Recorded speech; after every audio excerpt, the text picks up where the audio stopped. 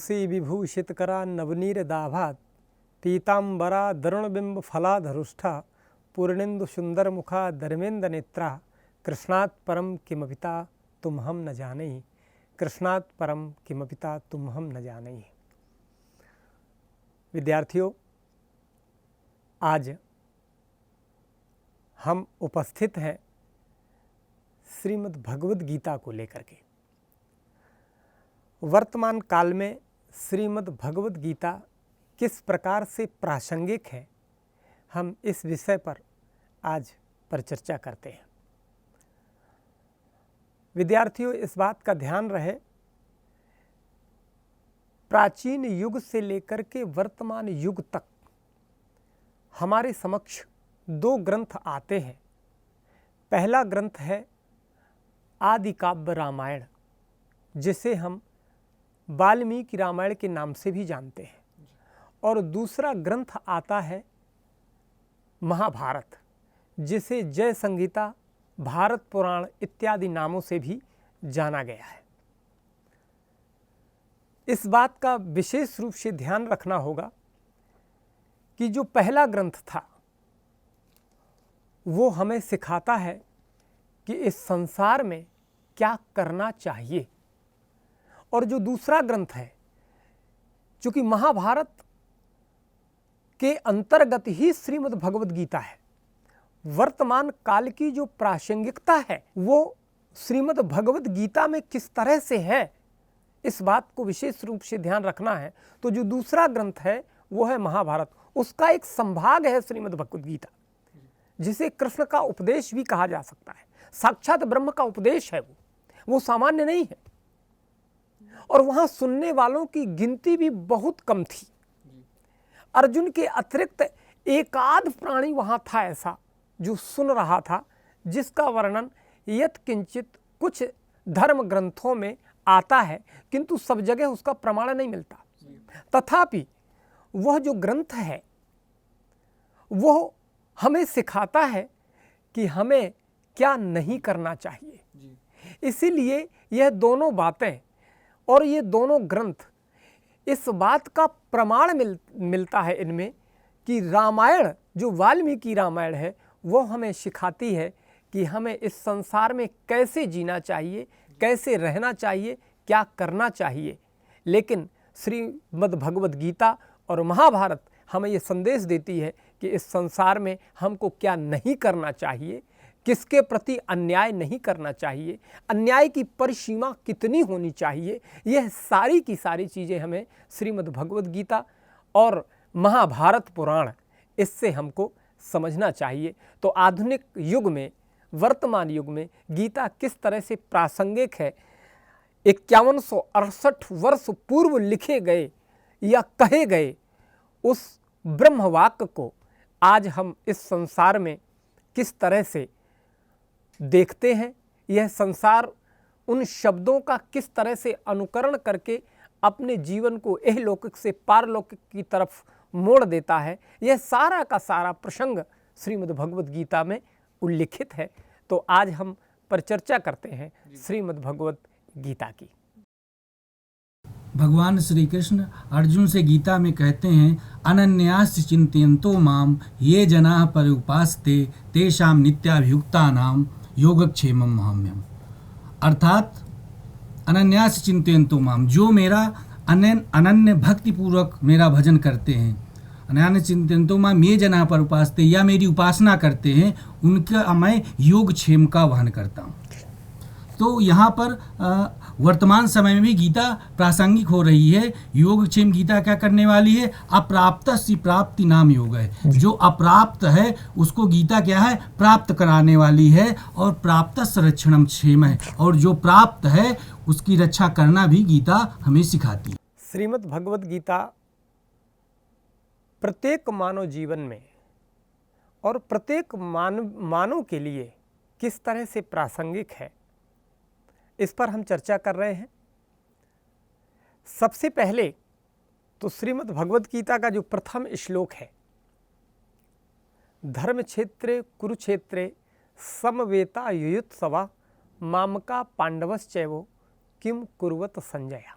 इस श्लोक में ही हमें कुछ ऐसी चीज़ें दिखाई देती हैं जैसे मानो प्रतीत हो रहा है कि पांडव कुछ और हैं और कौरव कुछ और हैं।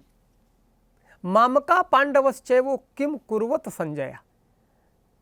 महाराज धृतराष्ट्र पूछ रहे हैं संजय से कि मेरे पुत्र और पांडु के पुत्रों में क्या चल रहा है, वो क्या कर रहे हैं। तो सबसे पहले तो हम यह देखें कि जब पारिवारिक पृष्ठभूमि एक हो तो वहाँ मामका पांडवश्चैवो किम कुर्वत संजय, इन शब्दों से यह परिलक्षित होता है कि मेरे पुत्र और हैं और पांडु पुत्र और हैं। युद्ध की जो भीषण विभीषिका सजी हुई है वहाँ, और उस भीषण विभीषिका में जहाँ दोनों सेनाएं आमने सामने युद्ध करने के लिए तैयार हैं, ऐसे समर प्रांगण में श्री कृष्ण का आकर के धर्म उपदेश देना यह निश्चित रूप से बहुत बड़ी बात है। वो कैसा हृदय होगा, उसकी कितनी विराट सोच होगी कि इस तरह के माहौल में भी शांति की वार्ता हो सकती है क्या। आज आधुनिक युग में ऐसा असंभव सा प्रतीत होता है, लेकिन यह था। श्रीमद् भगवद गीता में इसके अनेक प्रमाण मिलते हैं, इसलिए कि कई जगह टीकाकारों ने भीष्म के बारे में लिखा। जब वहाँ दुर्योधन एकदम उतावला है युद्ध करने के लिए और भीष्म से कहता है, पितामह इस ग्वाले की बातों में आकर के आप क्यों उलझे हुए हैं, आप आदेश क्यों नहीं देते हैं कि जाकर के मेरी सेनाएं उस सेना पर टूट पड़े। उस समय भीष्म पितामह बड़ा सुंदर जवाब देते हैं, दुर्योधन से कहते हैं कि दुर्योधन कुछ क्षण के लिए रुक जाओ। बोले क्यों रुक जाऊं, आखिर क्या कारण है रुकने का। बोले पुत्र, अगर तुम इतना समझ जाते कि कृष्ण कौन है तो शायद आज जो वर्तमान की स्थिति इस भारत में महाभारत पुराण लिखा गया तो उसकी आवश्यकता नहीं होती। यह जो विभीषिका रची गई है, इसके मध्य में पहले यह देखो कि कृष्ण कह क्या रहे हैं। कृष्ण मारने काटने की बात नहीं कह रहे हैं, कृष्ण युद्ध की बात नहीं कह रहे हैं, कृष्ण किसी पक्षपात की बात नहीं कर रहे हैं। पुत्र, बस थोड़ा देर की प्रतीक्षा और कर लो। मैं केवल इस प्रतीक्षा में रुका हुआ हूं कि ये पूरब से आती हुई हवाएं काश पश्चिम से चल जाएं और इनके बोले हुए कुछ शब्द मेरे कानों में पड़ जाएं तो शायद यह जीवन धन्य हो जाए। मैं इसलिए रुका हुआ हूं। इससे प्रमाणित होता है कि श्रीमद् भगवद गीता या तो संजय सुन रहे थे या यत किंचित कुछ शब्द भीष्म सुन रहे थे, बाकी जितना कुछ था वो अर्जुन ही सुन रहे थे और अर्जुन ही समझ रहे थे। बंधुओं, जिस समय श्रीमद् भगवद गीता का उपदेश हो रहा था, जरा इस बात पर विचार करने की है यह बात कि श्रीमद् भगवद गीता का वक्ता कृष्ण जैसा हो और अर्जुन जैसा श्रोता हो। वो एक श्रीमद् भगवद गीता नहीं, यहाँ कोई और भी अगर वहाँ अच्छा वैदिज्ञ श्रोता होता तो शायद कई गीताएं वहाँ लिखी जा सकती थी जो इस संसार के लिए पाथेय सा प्रतीत होती। जी गुरु जी। उस समय भगवान श्री कृष्ण अर्जुन को समझा रहे हैं, यह संसार दुखों का आलय है। इस संसार में सुख नाम की यदि कोई भौतिक चीज है तो वो क्षणिक है, किंतु दुख का सागर बहुत लंबा है। इसे पार करना सबकी बात की बात नहीं है। हे अर्जुन, जिस विषाद में तुम डूबे हुए हो यह भी दुख का सागर ही है, यह दुख का आलय ही है।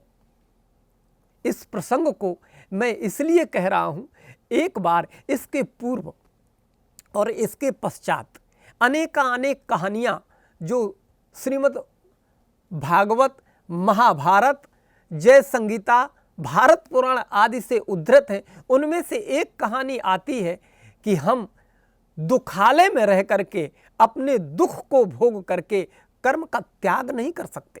हम दुख की ओट ले करके अपने कर्मों का परित्याग नहीं कर सकते। एक बार कुंती समक्ष खड़ी है कृष्ण के, कृष्ण वेहल होकर के कुंती के समक्ष खड़े हैं। विद्यार्थियों, इस बात को स्मरण रखना हमेशा कि उस युग में कुंती से अधिक दुख किसी ने नहीं पाया था। एक राजघराने में पैदा होती है, पालन किसी दूसरे के यहां होता है। विवाह के पहले ही जिसे वरदान के रूप में पुत्र प्राप्त हो जाए, उसको छुपाने के लिए वो विवश, और उसके बाद विवाह भी होता है तो युवावस्था में ही जिसके पति का देहावसान हो जाए, और इसके बावजूद भी उसको उसका अधिकार न मिले, और 5 पुत्रों को, 5 शिशुओं को लेकर के जिस स्त्री को वन वन भटकना पड़े अपनी पुत्रों की संरक्षा और सुरक्षा के लिए। जरा विचार करो कि इस संसार में इससे भी बड़ा दुख कोई हो सकता है क्या? अगर इससे बड़ा दुख नहीं कोई हो सकता तो फिर कुंती की स्थिति वर्तमान में कैसी है, जिसने अर्जुन जैसे पुत्र को जन्म दिया और जो सबसे बड़ा श्रोता बनकर के युग युगांतर तक विख्यात हुआ। क्योंकि कृष्ण के बाद अगर किसी कोई गीता को जानता था तो वह मात्र संजय था और अर्जुन था। उसके अतिरिक्त श्रीमद् भगवद गीता को किसी ने नहीं सुना। लिखित रूप में आज हम आपके सामने सम्मुख उपस्थित है श्रीमद् भगवद गीता, लेकिन यह श्रौत थी, पहले सुनी हुई थी, लिखा नहीं गया था। जिस समय कुंती से कहा, बुआ मेरे जाने का समय हो गया है, अब तो तुम्हारा पुत्र इस भारत का सम्राट हो गया है, वरदान मांग। तुमने जीवन भर बहुत दुख झेला है, अब तुम्हारे सुख की घड़ी आ गई है। बुआ बोल तुझे क्या चाहिए? बुआ ने बड़ा सुंदर जवाब दिया, हे कृष्ण, हे परात्पर परब्रह्म, यदि तुम मुझे कुछ देना ही चाहते हो तो मुझे केवल मेरे आंचल में दुख दे दो। याद रहे इस बात का कि जिस स्त्री ने संपूर्ण जीवन केवल और केवल दुख में बिताया हो, वह स्त्री को जब सुख का समुद्र सामने लहरा रहा है फिर भी वो दुख क्यों मांग रही है? उसने यह बात वहां जाकर के कही कि मैं ये दुख इसलिए मांग रही हूं कि सुख में हो सकता है, हे कृष्ण, मैं तुझे भूल जाऊं।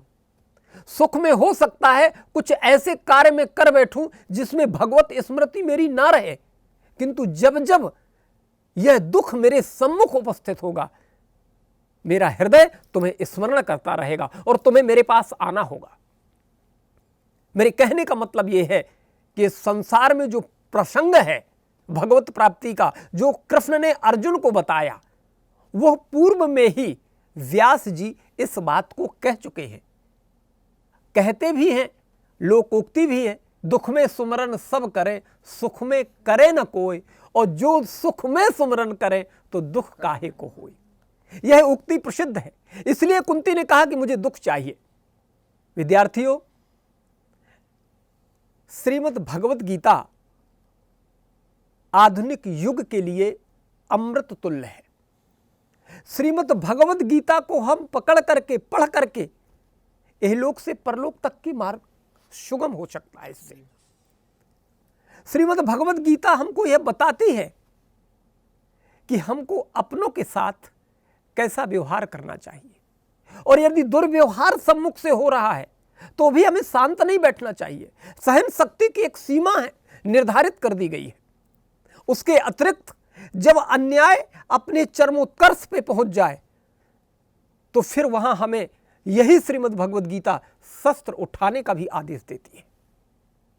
क्योंकि इस स्थिति में यदि आप शस्त्र नहीं उठाते हैं तो निश्चित रूप से परतंत्र माने जाएंगे, स्वतंत्र नहीं माने जाएंगे। इसलिए जीवन को अनेकानेक जो आपके दुख हैं, वो दुख क्या है? दासत्व भाव को पैदा करता है। उन दुखों से निकलिए बाहर, उन दासत्व भाव का त्याग करिए और सतीत्व होकर के अपने चरमोत्कर्ष को, अपनी मानवीयता को सम्मुख रख करके आगे बढ़ने का कोई अगर उपदेश देता है तो वो है श्रीमद् भगवद गीता, वो है कृष्ण के वचन। अर्जुन आज उन्हीं सभी चीज़ों को बड़े ध्यान से मनन कर रहे हैं। श्रीमद् भगवद गीता में ऐसा कोई विषय नहीं है जो भगवान कृष्ण ने छोड़ा हो। श्रीमद् भगवद गीता में प्रबंधन की बहुत अच्छी शिक्षा दी गई है। जो ब्रह्म की व्याख्या है वो बहुत अच्छे से दी गई है। श्रीमद् भगवद गीता में विशेष रूप से अपने कर्म को भी प्राथमिकता दी गई है। हम दुख की चादर ओढ़ करके कर्म को तिलांजलि नहीं दे सकते। ये श्रीमद् भगवद गीता का ही वाक्य है। हम किसी के मोह फांस में बंध करके अपने धर्म को तिलांजलि नहीं दे सकते। यह श्रीमद् भगवद गीता के वचन है। हम कर्तव्य का अगर हमें बोध नहीं है तो हम किम कर्तव्य विमूढ़ हो जाते हैं। आज जो अर्जुन के साथ हुआ, अर्जुन भी क्या नहीं जानते थे, लेकिन जब स्थितियां परिस्थितियों के सम्मुख व्यक्ति खड़ा होता है तो निर्णय लेना उसके हो सकता है बस की बात ना हो। आज भी जब मनुष्य इस स्थितियों का दास हो जाता है तो भी उसे सम्मुख श्रीमद् भगवद गीता रखनी चाहिए और निर्णय के लिए आगे आना चाहिए। अब्दुल कलाम जैसे आधुनिक युग, वर्तमान युग में हमारे ही काल में हुए, हमारे ही काल में गांधी हुए, इनके ही वाक्य हैं कि जब हम परिश्रांत हो जाते थे, थक जाते थे, परेशान हो जाते थे तो श्रीमद् भगवद गीता के पन्नों को पढ़ लेते थे और निर्णय लेने में सक्षम हो जाते थे। यह उस समय का प्रसंग 5168 वर्ष पूर्व की लिखी हुई गीता थी, आज प्रासंगिक हो रही है। अब्दुल कलाम बहुत अच्छी हिंदी नहीं जानते थे, लेकिन जब वो बनारस हिंदू यूनिवर्सिटी में जाकर के अपना संबोधन देते हैं तो इस बात को वो उजागर करते हैं कि कभी यदि मेरा बैग देखा जाए, मेरे सामान का वो बंधी हुई पोटली देखी जाए तो उसमें कहीं ना कहीं तुम्हें श्रीमद् भगवद गीता जरूर मिल जाएगी। केवल इतना ही नहीं है कि भगवान श्री कृष्ण ने मानवीय जीवन के केवल उन्हीं पहलुओं पर जोर दिया है जो हमारे लिए केवल युवावस्था तक है।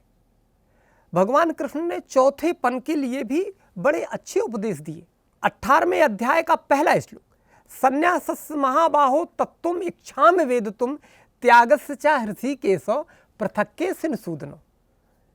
अर्जुन पूछ रहे हैं, भगवान जो आप संन्यास धर्म की बात कर रहे हैं तो ये तो युद्ध से अलग है, इसमें कहीं पर भी कैसे क्या समाहित हो सकता है। भगवान कृष्ण कहते हैं यह जब सब कुछ समापन की ओर होता है और अंत में व्यक्ति मोक्ष की कामना करता है तो उसे संन्यास धर्म अपना लेना चाहिए। संन्यासस्य महाबाहो, हे महाबाहो, संन्यास का जो धर्म है क्या, उसके लिए कहते हैं काम्यानाम कर्मणाम न्यासम संन्यासम कवियो विदु इत्यादि व्याख्या करते हुए कहते हैं कि यह जो संसार के सारे कर्म हैं वो त्याग देने चाहिए। अर्जुन, इस अवस्था में फिर केवल और केवल मुझे स्मृति में रखो, मेरा ही ध्यान करो और मैं ही तुम्हें वो दे सकता हूं जो तुम्हें यह लौकिक संसार में अभी तक प्राप्त नहीं हुआ है। गुरुजी, आपने कहा था कि काम्यानाम कर्मणाम न्यासम संन्यासम कवयो विदुः सर्वकर्म फल त्याग प्राहुर्त्याग विचक्षणः। इस श्लोक में सर्वस्व त्याग करने की बात कही गई है, क्या यह उचित है? इस बात को अपनी प्राथमिकता के तौर पर अर्जुन को समझा रहे हैं कि काम्यानाम कर्मणाम न्यासम संन्यासम कवियो विदुः सर्वकर्म फल त्यागम प्राहुस्त्यागम विचक्षणा। लेकिन अगला श्लोक स्पष्ट कर दे रहे हैं कि त्याज्यम दोष वदित्य के कर्म प्राहुर मनीषणा यज्ञ दान तपः कर्मो ना त्याज्यमिति चापरे। हे अर्जुन, कुछ कर्म ऐसे भी हैं जिनका चौथी अवस्था में भी त्याग नहीं किया जा सकता। वो क्या है? यज्ञ दान तप, यह ऐसे कर्म हैं जिनको चौथी अवस्था में भी त्याज्य नहीं करना, त्याग नहीं करना चाहिए, जिनका जितनी सामर्थ्य हो सके शरीर की यह कार्य करते रहना चाहिए। यह 18वें अध्याय में श्रीमद् भगवद गीता के भगवान कृष्ण अर्जुन को समझा रहे हैं। तो इस प्रकार से श्रीमद् भगवद गीता प्रारंभ से लेकर के शिशु अवस्था से लेकर के और मनुष्य के अंतिम लक्ष्य प्राप्ति तक आधुनिक युग में और युगों युगों में प्रासंगिक है, बनी रहेगी और थी भी। हम यह प्रयास करें कि श्रीमद् भगवद गीता में के मुख्य तत्व कौन कौन से हैं, हमारे जीवन में क्या है ऐसा जो हम श्रीमद् भगवद गीता से सीख सकते हैं। हमें राष्ट्र के लिए, अपने लिए, मानवीय जीवन के लिए क्या देना चाहिए, वो सब कुछ श्रीमद् भगवद गीता में निहित है। विद्यार्थी जीवन से लेकर के और अंतिम अवस्था तक श्रीमद् भगवद गीता को पकड़े रहना चाहिए। श्रीमद् भगवद गीता हर समय पर आपका मार्गदर्शन करेगी यदि आप अच्छे अध्येता हैं। गुरुजी, विद्यार्थी जीवन में गीता किस प्रकार से उपयोगी है? हाँ, विद्यार्थी जीवन में गीता का बहुत बड़ा उपयोग है। हमारा आज का विद्यार्थी भटक जाता है। हमारा आज का विद्यार्थी पढ़ लिख करके बाहर चला जाता है। हमारा जो आज का विद्यार्थी है, थोड़ा सा गुणवान हो करके वो आधुनिक आबो हवा की बयार में बह जाता है। वो ये भूल जाता है कि जिस मिट्टी में, जिस धरा पर हम पले हैं, हम बड़े हुए हैं, हमने यहाँ का अन्न खाया, हमने यहाँ की वायु पान की, हम तब हमारा शरीर पुष्ट होकर के शिक्षा के काबिल हुआ है। और जब हमने शिक्षा प्राप्त कर ली तो ये किसी अन्य कार्य के लिए, किसी अन्य के लिए उपयोगी हो, ऐसा नहीं होना चाहिए। जिस धरा में आप पैदा हुए, आप जहाँ की आबो हवा पान करके इतने बड़े हुए हैं, जिसके माध्यम से आपने शिक्षा ग्रहण की है, निश्चित रूप से विद्यार्थी को उस देश के लिए, उस राष्ट्र के लिए, अपने माता पिता के लिए, अपने परिवार के लिए, अपने सुहृदजनों के लिए कार्य करना चाहिए। श्रीमद् भगवद गीता विद्यार्थियों के लिए यह सुखद उपदेश देती है। आज का यह जो प्रसंग है श्रीमद् भगवद गीता, जो अभी तक चर्चा में था, हम प्रयास करेंगे कि अग्रिम अंक में इसको और विस्तार पूर्वक उदाहरण देकर, उद्धरण देकर के आप सभी के सम्मुख इसको रखा जाए। श्रीमद् भगवद गीता काल कालांतर से लेकर के आज और भविष्य में भी हमारे लिए यह एक नई दिशा देने का कार्य करती रहेगी। हम आज यदुनंदन को प्रणाम करते हुए यह प्रसंग यहीं पर विरमित करते हैं। सर्वेभ्यो नमो नमः।